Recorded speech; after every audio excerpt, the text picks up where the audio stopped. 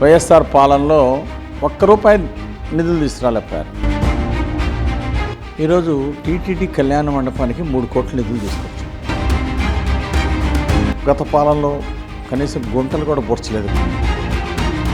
అలాగే ఎన్ఎస్పి కాలువలు గత 5 సంవత్సరాలుగా గాలికి వదిలేసింది జగన్మోహన్ రెడ్డి ప్రభుత్వం. నమస్తే, మహానాడు మీడియాకు స్వాగతం. నేను రామ్. టీడీపీ కూటమి ప్రభుత్వం యొక్క చీఫ్ విప్ జీవి ఆంజనేయులు గారు ప్రస్తుతం మనతో ఉన్నారు.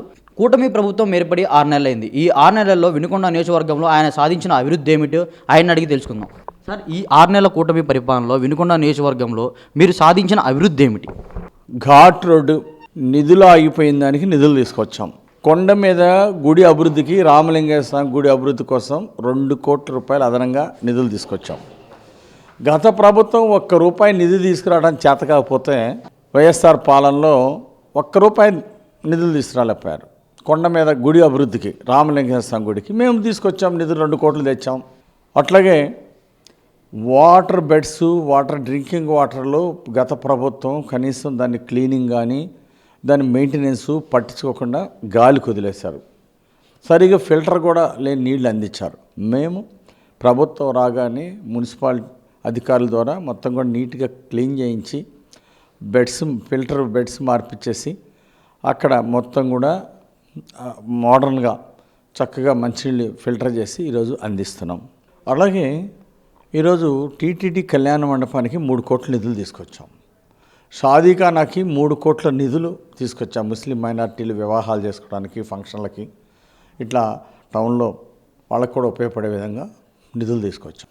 అట్లాగే టౌన్లో అనేక సంవత్సరాలుగా బస్ షెల్టర్స్ లేవు. ఒక 4 బస్ షెల్టర్స్ ఏర్పాటు చేయడానికి టౌన్లో ప్రయాణికులకి, పల్లెటూరు నుండి వచ్చిన వాళ్ళు ఎండలో వానలో బస్ షెల్టర్ లేకుండా ఇబ్బంది పడుతున్నారు. అలాంటి వాటి కోసం బస్ షెల్టర్స్ ఏర్పాటు చేస్తున్నాం.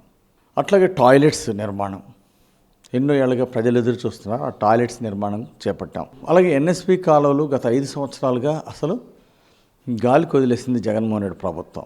ఏమి ఎక్కడ కనీసం కాలువలో సిల్ట్ తీయలేదు, కనీసం బాగు చేయలేదు. ఇలాంటి పరిస్థితి. ఈరోజు ఎన్ఎస్పి కాలువలు మొత్తం కూడా గతంలో సిమెంట్ లైనింగ్ చేయించిన మేము గత 5 సంవత్సరాలు కనీసం సిల్ట్ కూడా క్లీన్ చేయకుండా వదిలేస్తే ఇప్పుడు వచ్చి సిల్ట్ క్లీన్ చేయడానికి నిధులు తీసుకొచ్చాం, నిధులు ఇస్తున్నాం. గత పాలనలో కనీసం గుంటలు కూడా పొడ్చలేదు, కొత్త రోడ్లు తీసుకురాలేదు. కనీసం R&B రోడ్లు కానీ, పంచాయతీ రోడ్లు కానీ 5 ఏళ్ళు వాడుకునేటప్పటికి గతంలో బాగున్న రోడ్లు గుంటలు పడ్డాయి. కనీసం గుంటలు కూడా పొడ్చలా. కొత్తగా ఒక రోడ్డు వేయలేకపోయారు ఈ నియోజకవర్గంలో. మేము చంద్రబాబు గారి సహకారంతో ఆ గుంటలన్నీ పొడ్చడానికి పెద్ద ఎత్తున నిధులు తీసుకొచ్చాం. ఇవి ఇప్పుడు అన్ని చోట్ల గుంటలు పొడుస్తున్నాం. అలాగే కొత్తగా కొన్ని రోడ్లు కూడా నాగులరం వెళ్ళే రోడ్డు, డబుల్ రోడ్డుకి ఎస్టిమేట్స్ వేసి పంపించాం. దాన్ని కూడా ముఖ్యమంత్రి గారి దృష్టికి తీసుకెళ్ళాం. మంత్రి గారితో మాట్లాడాం. దానికి కూడా తొందరలోనే నిధులు ఇస్తామని చెప్పారు. దానికి కూడా ఎస్టిమేట్స్ వేసి పంపడం జరిగింది. సో ఇట్లా రైతులకి మేలు చేసాం. తాగునీరు విధానంలో కొంత ఇంప్రూవ్మెంట్ తీసుకొచ్చాం. సో ఇట్లా టౌన్లో అనేక అభివృద్ధి కార్యక్రమాలు చేసాం.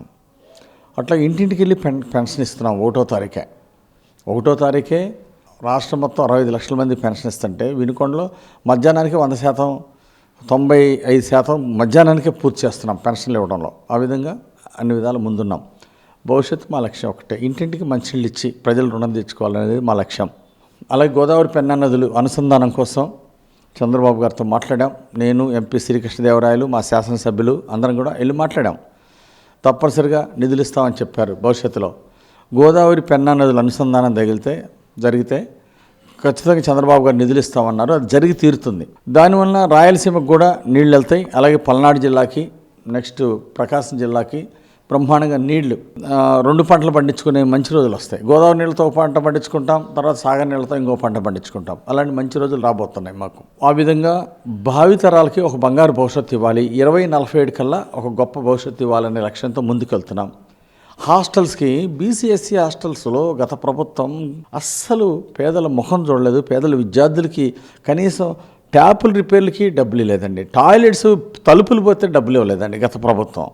ఎంత దారుణం అండి. ఎస్సీ విద్యార్థులు అంటే అంత నిర్లక్ష్యమా? బీసీ హాస్టల్స్ అంటే అంత నిర్లక్ష్యమా ఈ ప్రభుత్వానికి, గత ప్రభుత్వానికి?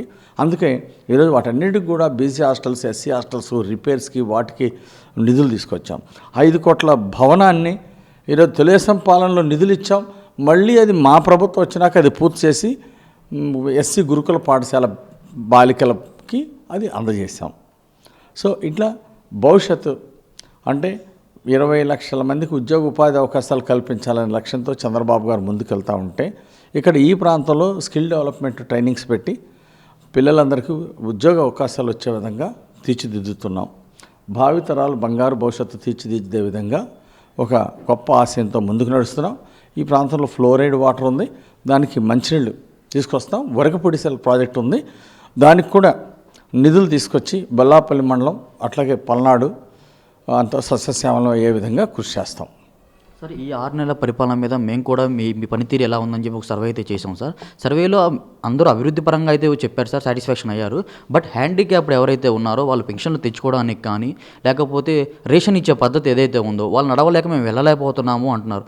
కొంచెం వాళ్ళు మిమ్మల్ని రిక్వెస్ట్ చేసుకుంటున్నారు వాళ్ళ ఇంటి దగ్గరికి వచ్చి మాకు పెన్షన్ అలాగే రేషన్ అందజేయాలని చెప్పి. పెన్షన్స్ ఖచ్చితంగా ఇంటికెళ్ళి ఇవ్వటం జరుగుతూ ఉంది రాష్ట్ర వ్యాప్తంగా. అలాగే వినుకొండలో చాలా చక్కగా నేనే వెళ్ళి స్వయంగా పర్యవేక్షించాను. ఇంటికెళ్ళే ఇస్తున్నారు, అక్కడ ప్రాబ్లం లేదు. అయితే బియ్యం సరఫరాలో చిన్న గ్యాప్ ఉన్నమాట వాస్తవం. గతంలో వైసీపీ వాళ్ళ వెహికల్స్కి ఇచ్చారు, ఆ వెహికల్స్ వాళ్ళు సహకరించట్లా. వాళ్ళకి తమ్ ఇంప్రెషన్ ఇచ్చినందువలన వాళ్ళు డోర్ టు డోర్ వాళ్ళు రావట్లేదు, సహకరించట్లేదు. దాన్ని ప్రభుత్వం దృష్టికి తీసుకెళ్ళాం. తొందరలోనే వాళ్ళ మీద చర్య తీసుకోవడం కానీ, కొత్త వెహికల్స్ ఇవ్వడం కానీ, అంటే ఇంటింటికి బజార్కి వెళ్ళి ఇంటింటికి వెళ్ళి ఇచ్చేటువంటి వాహనాల్లో ఒక మార్పు తీసుకొస్తుంది ప్రభుత్వం కూడా. మంత్రి గారి దృష్టికి కూడా తీసుకెళ్ళాం. భవిష్యత్తులో అది మారుతుంది. అప్పుడు మేము మరింత వేగవంతంగా డోర్ టు డోర్ తీసుకెళ్ళి 2 రోజుల్లోనే మొత్తం వీధిన తిరిగి మొత్తం కూడా కంప్లీట్ చేసే విధంగా ఒక ప్రణాళిక చేపట్టబోతున్నాం. ఇది మంత్రి గారి దృష్టికి కూడా తీసుకెళ్ళడం జరిగింది. సార్ అదేవిధంగా మేము చేపట్టిన సర్వేలు ఏదైతే ఉందో రెవెన్యూ సదస్సులు ఏదైతే ఏర్పాటు చేశారో అది మంచి కార్యక్రమే, కానీ అధికారులు కొన్ని చోట్ల ఇంకా నిర్లక్ష్యంగా ఉన్నారని చెప్పి అంటున్నారు సార్. ఖచ్చితంగా మా దృష్టికి ఎక్కడైనా అధికారులు నిర్లక్ష్యంగా వ్యవహరించారంటే దాని మీద చర్య తీసుకుంటాం. అలాగే ప్రజా దర్బార్లు పెడుతున్నాం. ప్రతి సోమవారం ఒక్కొక్క మండల హెడ్ క్వార్టర్లో వెళ్ళి ప్రజా దర్బారు కార్యక్రమాన్ని నిర్వహిస్తున్నాం. ప్రజల యొక్క స్పందన బాగుంది. అట్లాగే రెవెన్యూ సదస్సులకి మేము కూడా వెళ్తున్నాం.